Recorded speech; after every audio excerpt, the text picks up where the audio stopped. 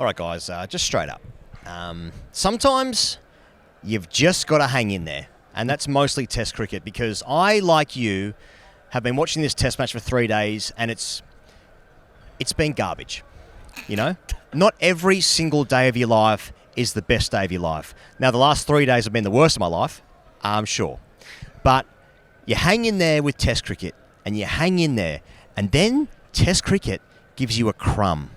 And then you're thinking, oh my God, this is the best thing that's ever happened to me. It's first child born, it's wedding day, it's every single birthday and Christmas combined. And you're thinking, my God, this is wonderful theatre. All of a sudden, I become, as a neutral, emotionally invested. I have no business being here. Speaking of which, if you want to come to our live show tomorrow night, it's going to be awesome. Tickets, greycricket.com. Handful of tickets left. This game, all of a sudden, has got very, very spicy, and my God, this might be the greatest game in the history of the 150 years or whatever the fuck that's been going on. It's magnificent, Pezza. I love it. Well, what a roller coaster, Higgos.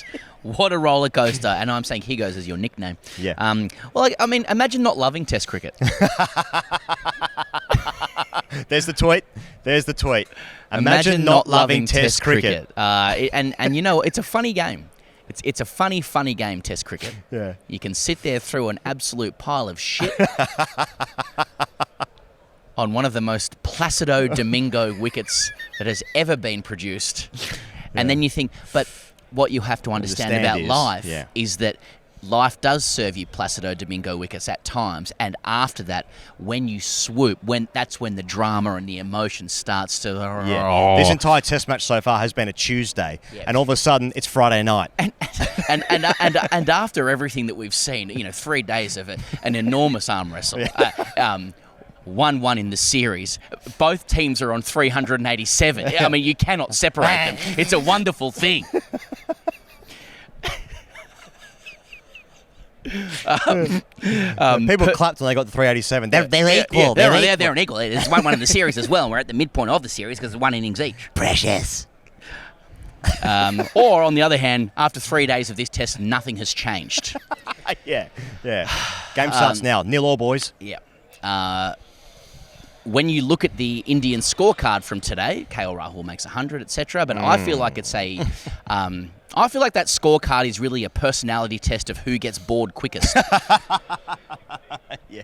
And Rahul is the most patient of the Indian batters. Mm-hmm. It's as simple as that. Mm-hmm. Now, you look at Rishabh Pant with 70-odd and you think, no, he's the least patient because he had a death wish. Yeah. And he did today as well. Yes. And we will come to that. But yeah, he goes, I thought a good place to start was when things started happening in this game, which was the very last over of day 3. So I want to go through the final over. Mm-hmm. And just to set it up, both teams having made 387, England taking their sweet-ass time to get out onto the pitch, as you would if you were England. Yes, exactly right. Exactly as right. As you would. Absolute worst time in the history of the game to bat. Let's be clear. Zach Crawley has played grade cricket in Sydney. He knows his way around he's done a few Ks in his time, put it this way. Yeah. The tyres are running thin. And as he walks onto the field, and this is a guy that is staring down the barrel of a couple more failures, putting a 2 in front of his average. He says to Ben Duckett, and I don't really know what their situation is, but for the purpose of narrative, stay with me. He says, I'll take the first pill. And that is a big deal in this situation. That is, there's Jasprit Bumrah coming in from the nursery end, fading light here in St John's Wood, in Marylebone, whatever you want to call it. Mm-hmm. Bumrah jittering, stuttering, cantering his way up to Zach Crawley, who might have a 2 in front of his average, and thwacking it down. Yep. And Crawley makes it through. And he makes it through using a lot of experience, put it that way. Yeah, tips and tricks. Yeah, that's right. Yeah. That ball really thudded into, well, was it his finger or was it just his bat? Mm-hmm. Who knows? Mm-hmm. But there was some drama. Totally. I mean, the last over was how to get a bigger penis. This one weird trick. He used every single weird trick. Exactly. He used a pump. Yep. He used Velcro. There was an air machine at one point. And now, after Zach Crawley's 57 to 65 tests, whatever it is, he's now heroic. Yep. He's now heroic after surviving that. And I want to shout out India in this over as well, because we saw a wonderful brand of Indian aggression during this time. You know, Yeah. when the Indians are surrounding you, they're swarming on you, not just economically and financially in front of the pavilion here, but with the flag planted there. I can actually see the flag there. But it says, "We've got your summer." But forming an umbrella around Zach Crawley, you know, in front of his home crowd, clapping while they're talking and stuff. I'm thinking, this is the stuff. This is what we're talking about. And I'm sorry to kind of show a little millennial greed for wanting more, but I felt like the situation was just begging for Kohli. It was, and I'm sorry, because I love what India is doing with their new identity. I love what they're about. I love seeing what's coming next for them. But how is that situation not tailor-made with the spirit of Virat Kohli? 100%. Just like he would have been one of those flying ants the other day, just swarming. Like it could have possibly been too much for him. Yeah, that's like, right. Like if Kohli was watching that on TV, you know, up the road. I won't say where he lives. Yeah. He surely was not sitting down on his seat. You know what absolutely I mean? no way. He would have stormed in from the Royal Box of Wimbledon thinking, this is my time, this is my test match, retirement gone. Yeah. I've stopped resting myself, this is me now. And I thought when Shubman Gill, Jadeja, I saw Jaiswal come in from, I think he was you're watching in the it going, offside. who's doing it? Who gets involved? And Siraj, of course. It had the same shapes and movements of a Kohli, but they were just mimicking their hero, the king himself. So, you know, this is good reps for those guys in future years to come, no doubt. But it was so perfect for Kohli with the beard vectors and the speed dealers on just to walk in aggressively. And they did their best, don't get me wrong. Shubman Gill played a masterstroke with his performance. Oscar and Tony award-winning stuff. But it just missed the king. Yeah, no, exactly. But I mean, like, it's also fair play to both sides as well. I mean, this game has been played due to the deck with such emotional distance. I think both teams agreed we just need some drama. You know what I mean? Like, like what you don't hear on the stump mark is them saying, "Thank you, Zach." Thank you, Zach. You know what I mean? This is great. Like, I just want to feel something. Yes, that's right. And we all did. Okay, so anyway, last over aside, honours even. I mean, on the scoreboard it is. Here goes. I guess England's 2 runs ahead. They scored their 387 with 7 overs fewer. Right. At 7 overs fewer than India and 19 fewer extras as well. Something to think about. When we started the day, KL Rahul and Rishabh Pant looked like they'd bat for another 7 days. But there was a moment towards the end of the session where, you know, again, India cruising. KL's on 98. And he gets one that he could have absolutely clobbered for 4. He doesn't. He misses out, and so he stays on 98 instead of 101. His mate Rishabh is like, I don't want you to go through lunch with the worry of staring at that honours board without your name on it. So what I'll do is I'll run myself out.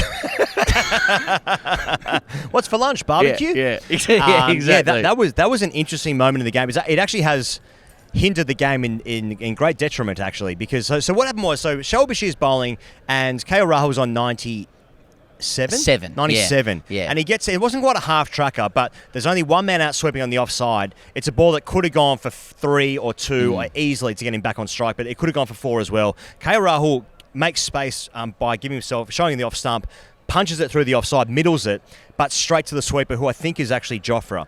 And when he runs down the wicket, both he and Rishabh Pant both throw their heads back in a knowing moment, being like, that was it. We've got ourselves this far to get you 100 before lunch. They wanted it. And then, so they both had this byplay from each end of the wicket, throwing their heads back, being like, damn it, we've missed it. Next ball, Rishabh defends. It was sort of targeted leg stump. Then the next ball towards off stump drops to the offside. And when they took the run, it was like, he's just running KL Rahul out. Yep. Stokes, that moment was absolutely magnificent athleticism and skill by throwing the stumps down at the other end. But that entire moment of the match, of this test match, was because they were trying to get KL Rahul the 100 before lunch. Exactly. It was actually... Yeah, I mean, it was honours and prestige and numbers against names based dismissal. And then what happens the first over after lunch as well, with KL getting out to Shoaib Bashir caught at first slip, it makes it a double blow. Yeah. So I mean, they were in complete control in that moment. So and an opportunity for Ben Stokes to effect a wonderful run out as he did, and to limp off the field because it means he's a warrior. Yeah. Anyway, that's just me.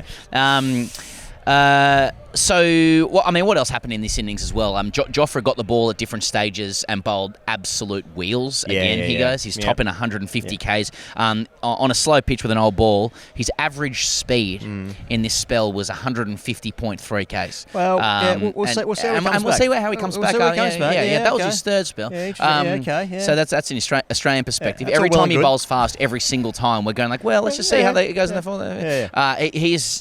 He's never bowled quicker in Test cricket. Really? Yep. Well, he's been rested for 4 years. He was tapering. Believe me. Now, Boomer missed the last game. That's cute. Yeah. Boomer's missed 4 years. Yeah, try 4 years, motherfucker. Coming at top in 150s. Shout out to Jadeja as well, 72. And I guess the main question is like, when he does the Noncy sword swish, which I think most of us are, from a grade cricket perspective, you're crow's feeding it. The only thing that I'm doing to reverse my view is to wonder if he's making a sound while he's doing that. So when he gets to 50, if he's swishing his sword and he's going meow, meow, meow, meow, meow, I'm back on board, baby. You know. So you know I spoke to someone today that ran into him in the lift, and he said, I saw Jadeja and I said, what about it yesterday? And he goes, oh, thanks very much. And he put his hand out, and this person goes, and shook his hand. And Jadeja liked it, apparently. Yeah, that's nice. Yeah. That's nice. Stokes bowl well. Wokes somehow ends up with 3. Is Shafadul umpiring this game? Yes. Is it him? Yeah. So he was trying to get rid of Akash Deep and get off and just watch Bumrah bowl, I guess. Yeah. So Emperor Penguin stuff there. Okay. Weird fan stuff, but like, should India have declared when Siraj came out?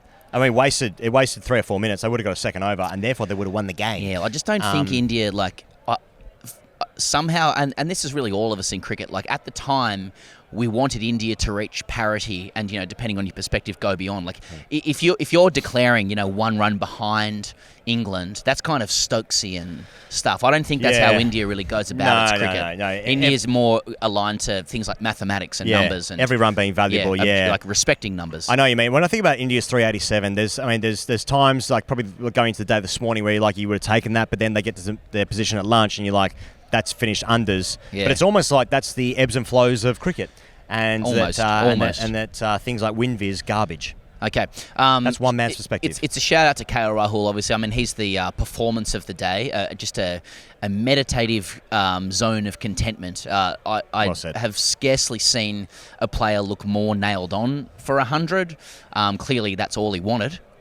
He got himself onto the board, but particularly in contrast to Pant, who gives the ball such a clobber. KL Rahul, watching live, is just it's pitter patter. Like sometimes he was piercing the field in ways that I felt like was designed to psychologically torment the chaser of the ball to the boundary. Like he would stand there and go, I know I don't need to run, and you'd watch from the press box or wherever you're watching going, they might chase that down, but he was in such rhythm and such a zone, he just felt everything, and it looked nailed on. But obviously he wanted a baby daddy, and that was all. Yeah, I mean it's just another magnificent innings. I mean I think that's. I actually don't know. Is it 9 Test hundreds now for KL Rahul, something like that? I wonder how many. It here. I wonder how many times he scored 200s in a series. It's funny because Shubman Gill's had this amazing series, and he is still quite far ahead of the next leading run scorer, which I presume is KL Rahul. But now KL Rahul's getting kind of close to one of the all-time greatest series in the history of the game, and the way he goes about it is just it's absolute majesty, you know. And this has been the most exciting thing about this game so far is that we know it's going to be exciting the last 2 days. Things are going to start to matter. The first 3 days have been a very, very tough watch. But even then, KL Rahul has just scored. When he's batting, when he's on strike, it's at least gorgeous. You know it's at least a 9 out of 10 in a nightclub. It's just absolute purity, class, elegance, offside, leg side. The hair's looking good now. He's wearing the Oakleys. It's just I'm all for it. Now, great gear. There's a lot of suck off there, so let's freshen the palate. They're all batting on fucking feather beds here. Yes. So that's just the Aussie perspective. Yeah. Bradman played on uncovered wickets. He's the best. Let's go to hashtag AskTGC, and again, just chuck the hashtag in there because it's 2013 apparently. This is from Mahatma Supercoat. Who's winning? Yeah, so that has been the question that's been walking around the grounds. What do you guys reckon? I mean, England have a 2-run lead. They literally finished on exactly the same score. Who knows what's going to happen? I guess it's a one innings shootout, and if you're starting a game on day 4, you'd rather be batting in the third innings than the fourth. I mean, is that it's probably as simple as that? You know, it was a good opportunity to cash in. I do think if you're talking about the game properly, India will look at the scorecard, and there's a lot of guys who'll be happy with substantial enough contribution, but there was a daddy in the offing, and the daddy wasn't taken. Like right at this moment, I do wonder if India. Can England take 10 wickets to win the game? Like that's the question. And I guess it's just down to the deck. If it does break up, then it's looking like it's breaking up. I mean, Wokes was bowling at the end of the day, and puffs of dust. It was dust. nipping, Sorry, we're coming on. And duff beer. Yeah. So and a lot of whispers for Kuldeep now. A lot of Indians are walking around going, "Gee, it would be nice if Kuldeep was here." But that's your retrospect. It's because it's just been so dry, and how before the last 15 minutes, I think we're probably both prepared to come on here being like, the groundsmen around the country are doing their best to provide the flat decks that the captain and the coach and the board have asked for.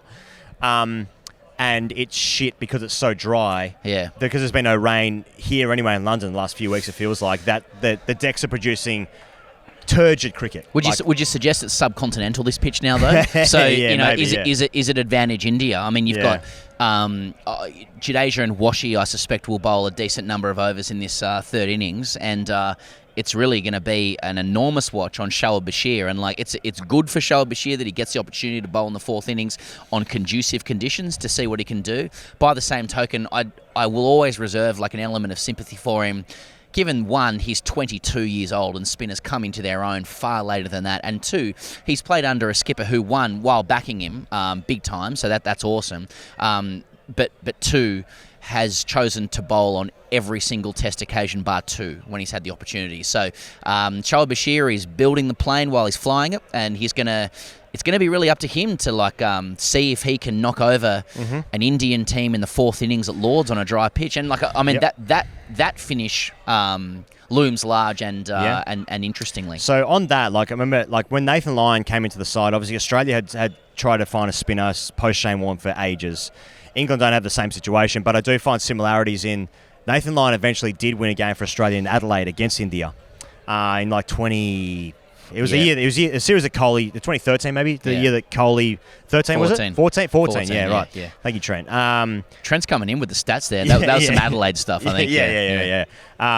So, and then that moment actually kicked his career on massively. So it does feel like that Shoaib Bashir, who has been much maligned, it must be said, that he has potentially got an opportunity to do something amazing in front of his home fans. Yeah. And that's cool if it happens. We'd like to show Bashir. Yeah. Okay, would you rather no penis or no anus? Says, I think getting out to Bashir in the first innings should mean you don't get to bat in the second. Last weekend I got out to a 14-year-old who started playing cricket in March and bowled a 12-ball over, deceived by the flight. Now that's a harsh drive-by on Shoaib Bashir just to tell a story about you being bad at cricket, I've got to say. Yeah. He's playing at Lords. Yeah. Billy Poobag says Penguins should be put on milk rations. Groundies should be denied their bovril. Pay pigs need their content. Pope did Latin at school but can't hit the sticks. I mean, there were 1,000 run-out attempts today. It was that was a strange part of the day. Yeah. What was that about? Okay, Shabash says, see, what's interesting is that England took approximately 7 less overs to make the same score. Moreover, they bowled 19 less extras. Just something to think about. Well, at least today, I think they're only 2 overs behind the over 8, so at least people got full value on their Saturday afternoon. Nice. Okay, Keep Imran in jail says, the pitch is shit, the ball is shit, 5 out of 8 bowlers are shit, 16 out of 20 batters are shit, players are wasting time and not bowling any overs, and the Penguins are shit for letting them do it. This whole sport is clearly shit. One thing, in my lifetime, I don't think I've ever seen decks that are like this in England. Yeah. And cricket for me has always been so great in England because it can change in a moment. It can change in an hour because maybe some overheads will come in or the ball will get to a certain stage and it'll start reversing.